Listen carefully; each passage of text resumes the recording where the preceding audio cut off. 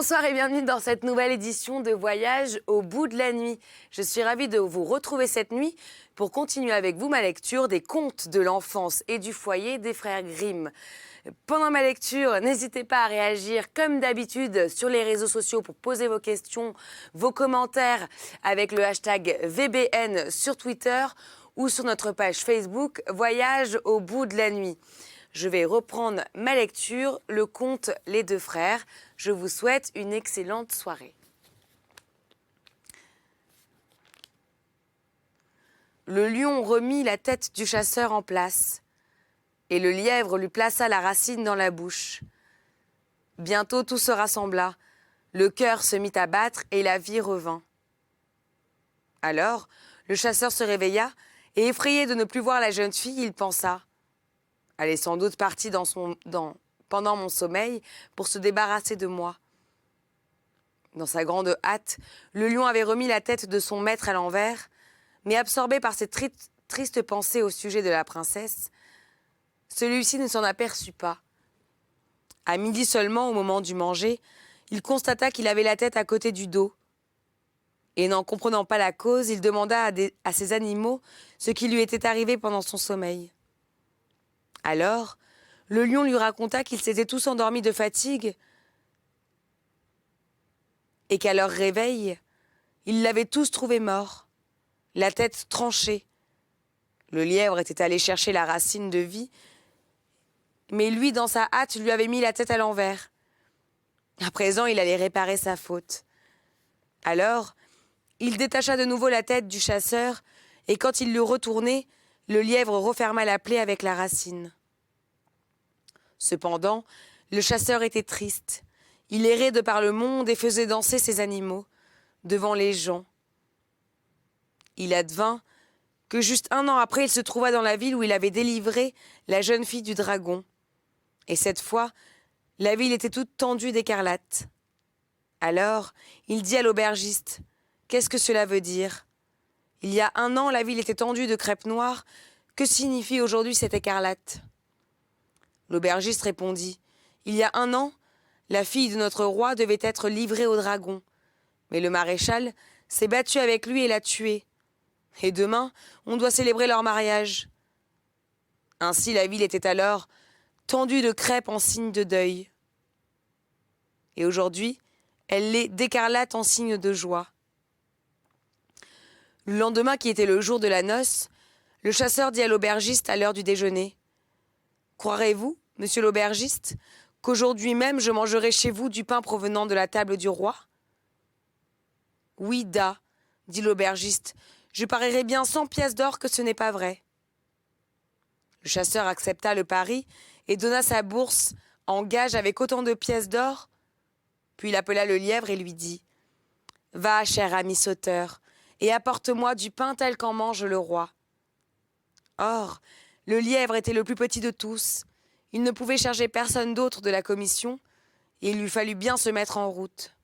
« Aïe, pensait-il, si je saute comme ça tout seul dans les rues, j'aurai les chiens du boucher à mes trousses. » C'est bien ce qui arriva, et les chiens se lancèrent à sa poursuite, dans le dessein de lui rapiécer son honnête pelage. Mais d'un bond, hop, il se réfugia d'une guérite sans que le soldat s'en aperçût. Et quand les chiens voulurent le faire sortir, le soldat, ne comprenant pas la plaisanterie, tapa dessus avec la crosse de son fusil, de sorte qu'ils s'enfuirent en poussant des cris et en gémissant. Quand le lièvre se vit le champ libre, il courut d'une traite au château, alla tout droit chez la princesse, s'assit sous sa chaise et lui gratta le pied. Alors elle dit: « Veux-tu bien t'en aller ?» car elle croyait que c'était son chien.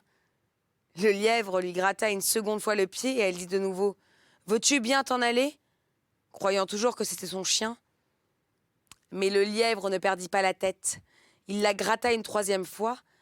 Alors elle se baissa pour voir ce que c'était et reconnut le lièvre à son collier. Alors elle le prit sur ses genoux, le porta dans sa chambre et dit: « Mon gentil lièvre, que veux-tu » Il répondit: « Mon maître qui a tué le dragon est ici et m'envoie chercher du pain tel qu'en mange le roi. Alors, elle fut pleine de joie.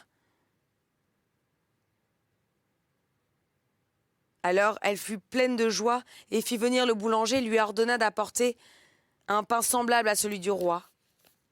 Et le petit lièvre ajouta : « Mais il faut aussi que le boulanger me le porte, afin que les chiens du boucher ne me fassent pas de mal. » Le boulanger le lui porta jusqu'au seuil de l'auberge.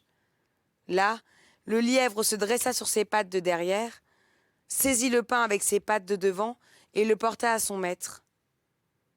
Alors le chasseur dit : « Voyez-vous, monsieur l'aubergiste, les 100 pièces d'or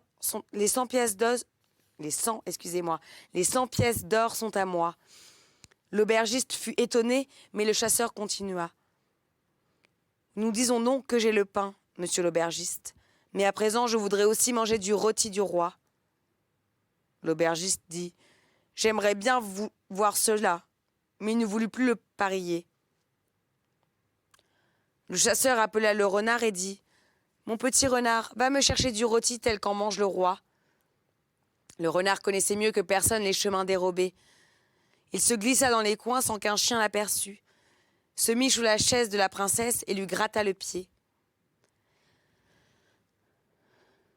Alors, elle regarda sous sa chaise et reconnut le renard à son collier. Elle l'emporta dans sa chambre et dit : « Gentil renard, que veux-tu ? » Il répondit : « Mon maître, qui a tué le dragon, est ici et m'envoie demander qu'un rôti, tel qu'en mange le roi. » Alors elle fit venir le cuisinier, qui dut préparer un rôti tel que le roi en mangeait, et le porter jusqu'au seuil de l'auberge. Là, le renard lui prit le plat, agita sa queue pour chasser les mouches qui s'étaient posées sur le rôti, et le porta à son maître. « Voyez-vous, monsieur l'aubergiste, dit le chasseur, voici le pain et la viande. À présent, je veux aussi des légumes tels qu'en mange le roi. » Alors, il appela le loup et fit : « Cher loup, va me chercher des légumes tels qu'en mange le roi. » Alors le loup alla tout droit au château, car il ne craignait rien ni personne. Et quand il arriva chez la princesse, il la tira par derrière pour l'obliger à se retourner. Elle le reconnut à son collier et l'emmena dans sa chambre et lui dit : « Cher loup, que veux-tu ? » Il répondit : « Mon maître qui a tué le dragon est ici et m'envoie demander des légumes tels qu'en mange le roi. » Alors, elle fit venir le cuisinier, qui dut préparer des légumes tels que le roi en mangeait, et les porter jusqu'à l'auberge. Là, le loup prit le plat et l'apporta à son maître. « Voyez-vous, monsieur l'aubergiste, dit le chasseur, voici le pain, la viande et les légumes. À présent, je veux aussi des bonbons tels qu'en mange le roi. » Il appela l'ours et dit : « Cher ours, toi qui aimes bien les friandises, va me chercher des bonbons tels qu'en mange le roi. » Alors, l'ours trotta vers le château et tout le monde s'écartait sur son passage. Mais lorsqu'il arriva devant les gardes, ils montrèrent leurs fusils et ne voulurent pas le laisser passer. Alors, il se dressa et donna de la patte quelques gifles à droite et à gauche, de sorte que toute la garde s'écroula. Après quoi, il alla tout droit chez la princesse, se plaça derrière elle et grogna un peu. Elle se retourna et le reconnut. Et lui disant de suivre dans sa chambre, elle lui demanda : « Cher ours, que veux-tu ? » Il répondit : « Mon maître, qui a tué le dragon, est ici et m'envoie demander des bonbons tels qu'en mange le roi. » Alors, elle fit venir le confiseur, qui dut faire des bonbons tels qu'en mangeait le roi et les porter jusqu'à l'auberge. Là, l'ours donna d'abord un coup de langue au petit pois en sucre qui avait roulé par terre, puis il se dressa sur ses pattes, prit le plat et l'apporta à son maître. « Voyez-vous, monsieur l'aubergiste, voici le pain, la viande, les légumes et les bonbons. À présent, je veux boire aussi du vin tel qu'en boit le roi. » Il appela son lion et lui dit : « Cher lion, toi qui aimes bien boire un coup, va me chercher du vin tel qu'en boit le roi. » Alors, le lion marcha dans la rue et les gens prirent la fuite en le voyant. Et quand il arriva devant les gardes, ils voulurent le barrer le chemin. Mais il n'eut qu'à grogner une seule fois, et tout le monde s'enfuit. Le lion se posta donc devant la chambre royale, et frappa avec sa queue. La princesse sortit, et pour un peu elle eût été saisie d'épouvante en voyant le lion. Mais elle le reconnut au fermoir d'or et son collier. Elle le fit entrer dans sa chambre et dit « Gentil lion, que veux-tu » Il répondit « Mon maître qui a tué le dragon est ici et m'envoie demander du vin comme celui que boit le roi. » Alors elle fit venir le sommelier pour qu'il donnât au lion du vin comme celui que buvait le roi. Le lion dit « Je vais aller voir avec lui s'il me donne celui qu'il faut. » Il accompagna donc le sommelier, et quand ils furent en bas, celui-ci voulut lui tirer du vin ordinaire, qui était pour les domestiques du roi, mais le lion dit « Halte, je veux d'abord le goûter. » Il s'en tira un demi-setier et le vida d'un trait. « Non, dit-il, ce n'est pas le bon. » Le sommelier le regarda de travers, mais il s'apprêtait à lui donner un autre tonneau, qui était pour le maréchal du roi. Le lion dit « Halte, je veux d'abord le goûter. » Il s'en tira un demi-setier et le but. Il est meilleur, mais ce n'est pas encore le bon. Alors, le sommelier se fâcha et dit « Comme si ce sot animal était connaisseur. » Mais le lion lui donna derrière les oreilles un coup qui le fit tomber sans douceur. Et quand il se fut relevé, il conduisit le lion sans mot dire dans une petite cave particulière où était le vin du roi dont personne n'avait le droit de boire. Le lion s'en tira d'abord un demi-setier et le goûta. Puis il dit « Cela pourrait être le bon. » Et il ordonna au sommelier d'en remplir 6 bouteilles. Puis ils remontèrent. Mais quand le lion se trouva à l'air libre au sortir de la cave, ils se mirent à tituber, car il était un peu ivre, en sorte que le sommelier dut lui porter le vin jusqu'au seuil de l'auberge. Là, le lion prit le panier dans sa gueule et l'apporta à son maître. Le chasseur dit « Voyez-vous, monsieur l'aubergiste, j'ai le pain, la viande, les légumes, les bonbons et le vin comme ceux du roi. Et à présent, je vais me mettre à table avec mes animaux. » Il s'assit, mangea et but, donna aussi quelque chose à manger et à boire aux lièvres, au renard, au loup, à l'ours et au lion. Et il se sentit de bonne humeur, car il voyait que la princesse l'aimait toujours. Et quand il eut fini son repas, il dit « Monsieur l'aubergiste, maintenant que j'ai mangé et bu comme le roi, je vais aller à la cour du roi afin d'épouser la princesse. » L'aubergiste demanda « Comment cela se pourrait-il puisqu'elle a déjà un fiancé et que les noces sont célébrées aujourd'hui ?» Alors, le chasseur tira de sa poche le mouchoir que la princesse lui avait donné sur la montagne du dragon où les 7 langues du monstre étaient enveloppées et il dit « Ce que j'ai dans la main m'y aidera. » Alors, l'aubergiste regarda le mouchoir et dit « Quand je croirai tout le reste, je ne croirai pas cela. Et je parie ma maison et mon auberge. » Mais le chasseur prit une bourse avec 1000 pièces d'or et le posa sur la table en disant « Voici mon enjeu. » Cependant, le roi dit à sa fille, à la table royale, « Que voulaient toutes ces bêtes féroces qui sont venues te voir et ont fait des allées et venues dans mon château ?» Elle répondit, « Je ne peux pas le dire, mais envoyez chercher le maître de ces animaux. Vous ferez sagement. » Le roi envoya un serviteur à l'auberge et fit inviter l'inconnu. Et le serviteur arriva jusqu'au moment où le chasseur faisait son pari avec l'aubergiste. Alors il dit « Voyez, monsieur l'aubergiste, le roi m'envoie un serviteur pour m'inviter. Mais je n'irai pas tout de go. » Et il dit au serviteur « Je prie le roi de me faire envoyer des habits royaux, un carrosse avec 6 chevaux et des domestiques pour me servir. » Quand le roi connut sa réponse, il dit à sa fille « Que dois-je faire ?» Elle dit « Envoyez-le chercher comme il la demande, vous ferez sagement. » Alors le roi envoya des habits royaux, un carrosse avec 6 chevaux et des domestiques pour le servir.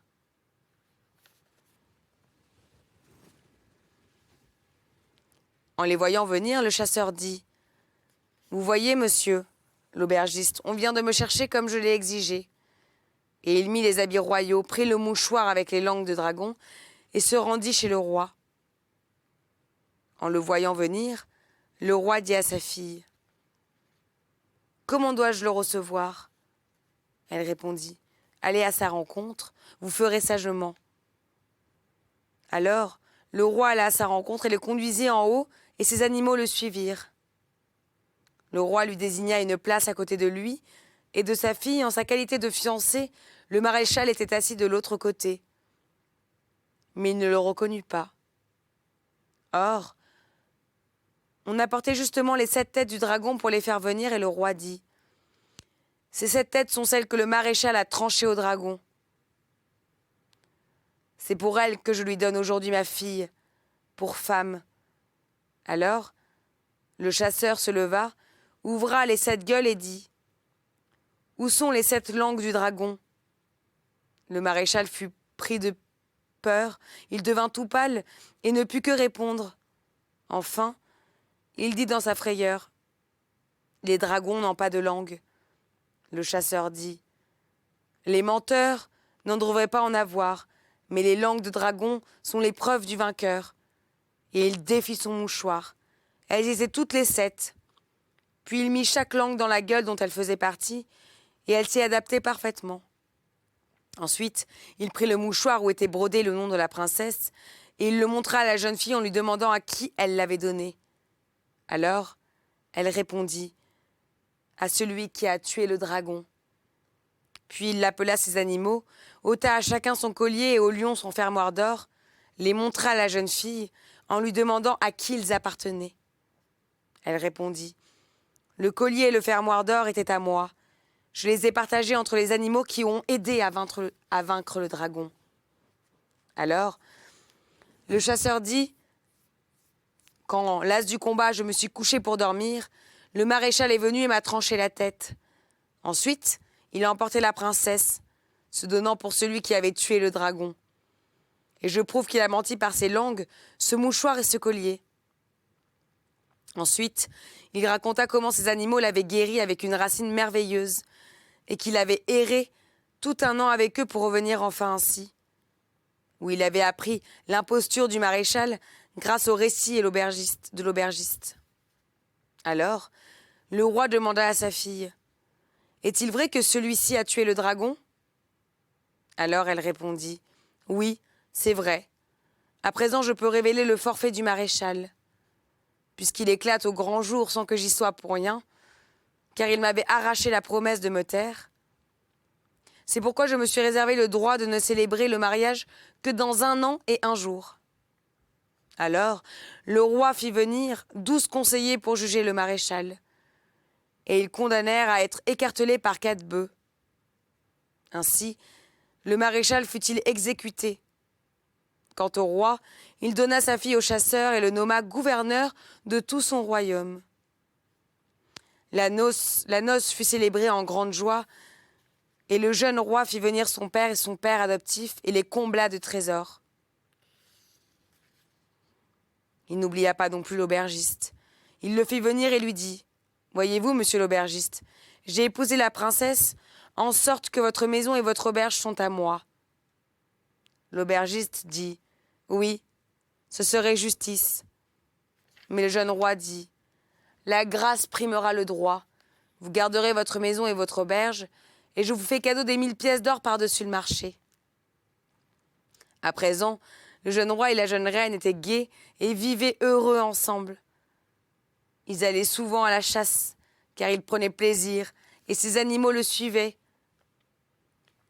Or, il y avait dans le voisinage une forêt dont on disait qu'elle était pas rassurante, et qu'une fois qu'on était dedans, il n'était pas facile d'en sortir. Cependant, le jeune roi avait grande envie d'aller y chasser, le vieux roi n'eut pas de repos qu'il ne lui eût permis. Alors, il se mit en route avec une nombreuse suite, et quand il arriva à la forêt, il vit une grande biche blanche, comme neige, et il dit à ses gens arrêtez-vous ici et attendez mon retour. Je veux poursuivre cette belle bête. » Puis elle s'enfonça dans la forêt, et seuls ses animaux le suivirent. Ces gens firent halte et l'attendirent jusqu'au soir, mais il ne revint pas. Alors, ils rentrèrent au château et dirent à la jeune reine : « Le jeune roi a poursuivi une biche blanche. Dans la forêt enchantée, il n'est pas revenu. » Alors, elle eut grande crainte à son sujet. Quant à lui, il avait toujours suivi la belle bête, mais sans parvenir à la rattraper. Chaque fois qu'il la croyait à sa portée, il la voyait tout à coup bondir au loin. Et pour finir, elle disparut tout à fait. Alors, il s'aperçut qu'il s'était profondément enfoncé dans la forêt. Il prit son corps et souffla, mais il ne reçut pas de réponse. Car ces gens ne pouvaient l'entendre. Et comme en outre la nuit tombait, il vit qu'il ne pourrait pas rentrer chez lui ce jour-là. Il descendit donc de cheval, se fit du feu auprès d'un arbre où il disposa à passer la nuit. Tandis qu'il était assis près du feu, ses animaux couchaient à côté de lui, il lui sembla entendre une voix humaine. Il regarda de tous côtés, mais ne put rien distinguer. Peu après, il entendit de nouveau des gémissements qui paraissaient venir d'en haut. Alors, il leva la tête et aperçut une vieille femme perchée dans l'arbre qui ne cessait de gémir. « Oh, que j'ai froid !»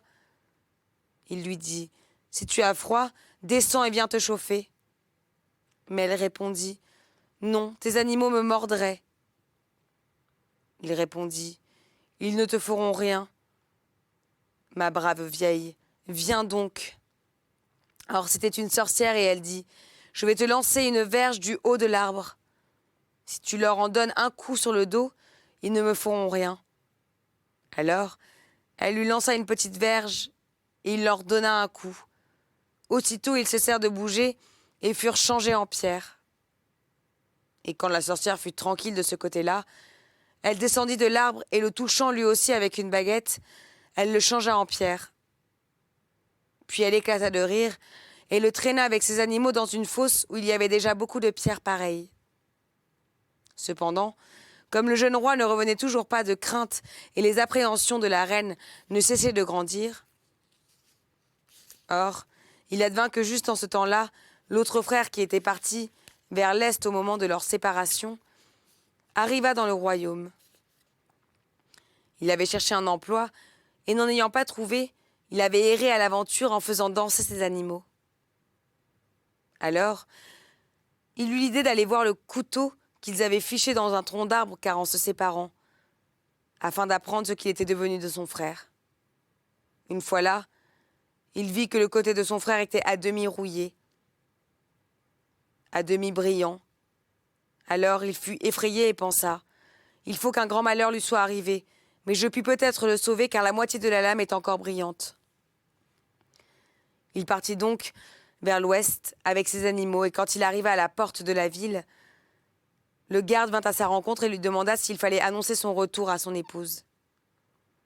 La jeune reine était déjà depuis plusieurs jours dans une grande angoisse à cause de son absence, car elle craignait qu'il n'eût péri dans la forêt enchantée. C'est que la sentinelle ne doutait pas qu'il fût le jeune roi lui-même, tant qu'il ressemblait avec ses bêtes sauvages marchant sur ses talons. Alors, il comprit qu'il s'agissait de son frère et il pensa : « Le mieux est de me faire passer pour lui, ainsi je pourrai plus facilement le sauver. » Il se fit donc accompagner au château par la sentinelle, et il fut reçu en grande joie.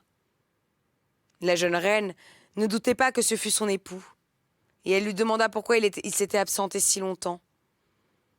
Il répondit : « Je m'étais égaré dans la forêt, et je n'ai pu en sortir plus tôt. » Le soir, on le coucha dans le lit royal, mais il mit entre lui et la jeune reine une épée à double tranchant. Elle ne savait pas ce que cela voulait dire, mais elle n'osa pas l'interroger. Il demeura là pendant quelques jours, et pendant ce temps, il fit des recherches pour savoir ce qu'il en était de la forêt enchantée. Enfin, il dit : « Il me faut retourner à la chasse. » Le roi et la jeune reine tentèrent de l'en dissuader, mais il s'obstina et partit avec une nombreuse suite. Une fois dans la forêt, Il vit une biche blanche et dit à ses gens, « Restez ici et attendez mon retour. Je veux poursuivre cette belle bête. » Puis il s'enfonça dans la forêt et ses animaux lui emboîtèrent le pas. Mais il ne put pas rattraper la biche et s'engagea si profondément dans la forêt qu'il dut y passer la nuit. Après avoir fait du feu, il entendit gémir au-dessus de lui. « Oh, que j'ai froid !» Alors il leva la tête et vit la même sorcière perchée en haut de l'arbre et il dit « Si tu as froid, descends et chauffe-toi, ma brave vieille. » Elle répondit « Non, tes animaux me mordraient. » Mais il lui dit « Non, ils ne te feront rien. » Alors elle s'écria « Je vais te lancer une verge, si tu leur en donnes un coup, ils ne me feront rien. » En entendant cela, le chasseur se méfia de la vieille et dit « Je ne bats pas mes animaux, tu descends ou je vais te chercher. » Alors elle s'écria « Qu'est-ce que tu veux donc? Ce n'est pas encore toi qui pourras me toucher. » Mais il répondit « Descends ou je tire. » Elle dit « Tire donc, je ne crains pas tes balles. » Alors il épaula et la visa, mais la sorcière était protégée contre les balles de plomb. Elle éclata d'un rire strident et dit « Tu ne m'as pas encore touché. » Le chasseur savait à quoi s'en tenir. Il arracha 3 boutons d'argent et de tunique et en chargea son mousqueton. Car contre cela, tous les artifices étaient vains. Et quand il appuya sur la détente, elle s'écroula en poussant un cri. Alors, il posa le pied sur elle et dit « Vieille sorcière, si tu ne me dis pas où est mon frère, je t'empoigne à 2 mains et je te jette dans le feu. » Prise dans une grande peur, elle demanda grâce et dit « Il est pétrifié et couché dans une fosse avec ses animaux. » Alors il la força à l'accompagner et la menaça en disant « Vieux hibou, tu vas ranimer mon frère et toutes les créatures qui sont là, sans quoi je te jette au feu. » Elle prit une baguette et en toucha les pierres. Alors son frère revint à la vie, ainsi que ses animaux. Et bien d'autres marchands, ouvriers, bergers se levèrent, le remercièrent de les avoir délivrés et rentrèrent chez eux. Quant aux frères jumeaux, en se revoyant, ils s'embrassèrent et ils se réjouirent de tout leur cœur. Puis, ils se saisirent de la sorcière, la ligotèrent et la jetèrent dans le feu, et quand elle fut brûlée, la forêt s'ouvrit d'elle-même, et comme il y faisait clair, on put voir le château royal à 3 lieues de là. Alors, les 2 frères rentrèrent ensemble à la maison, et en chemin, ils se racontèrent leurs aventures. Et le cadet ayant dit qu'il régnait dans tout le pays à la place du roi, l'autre répondit « Je m'en suis bien aperçu, car lorsque je suis entré dans la ville et que l'on m'a pris pour toi, on m'a rendu tous les honneurs royaux. La jeune reine m'a pris pour son époux, j'ai dû manger à son côté et dormir dans ton lit. » À ces mots, l'autre fut si jaloux et entra dans une si violente colère qu'il tira son épée et trancha la tête de son frère. Mais quand celui-ci fut couché par terre et qu'il vit son sang rouge couler, il éprouva un violent remords. « Mon frère m'a délivré !» s'écria-t-il, « et en récompense, je l'ai tué !» Et il se mit à gémir tout haut. Alors son lièvre vient lui proposer d'aller chercher la racine de vie. Il partit d'un bond et la rapporta à temps. Et la mort fut ranimée et ne sentit pas du tout sa blessure. Là-dessus, ils continuèrent leur chemin et leur cadet dit « Tu es semblable à moi. Tu as des habits royaux comme moi et tes animaux te suivent comme moi. Nous allons entrer par les 2 portes opposées et nous arriverons auprès du vieux roi des 2 côtés en même temps. » Ils se séparèrent donc, et la sentinelle de chacune des portes vint annoncer en même temps au vieux roi que le jeune roi était rentré de la chasse avec ses animaux. Le roi dit « Ce n'est pas possible. Les 2 portes sont à 1 lieue l'une à l'autre. » Mais à ce moment, les 2 frères entrèrent de 2 côtés dans la cour du château et montèrent ensemble l'escalier. Alors, le roi dit à sa fille « Dis-moi lequel est ton époux. L'un est pareil à l'autre, moi je ne sais pas. » Alors, elle fut dans une grande angoisse et ne put rien dire. Enfin, elle se rappela le collier qu'elle avait donné aux animaux. Elle chercha et trouva sur l'un des lions son petit fermoir d'or. Et toute heureuse, elle s'écria « Celui qui suit ce lion, celui-là est mon vrai époux. » Alors, le jeune roi se mit à rire et dit Oui, c'est le vrai. Et ils se mirent ensemble à table, ils burent, mangèrent et furent joyeux. Le soir, quand le jeune alla se coucher, sa femme lui dit « Pourquoi les nuits dernières as-tu toujours mis une épée à double tranchant dans notre lit? J'ai cru que tu voulais me tuer. » Alors, il comprit combien son frère avait été fidèle. C'est ainsi que le conte Les deux frères se termine. J'espère que cette lecture vous a plu et vous a permis de rêver. Je vous souhaite une bonne nuit si vous vous couchez, une bonne journée si vous vous levez. À bientôt sur D8 pour un autre conte des frères Grimm. Bonne soirée.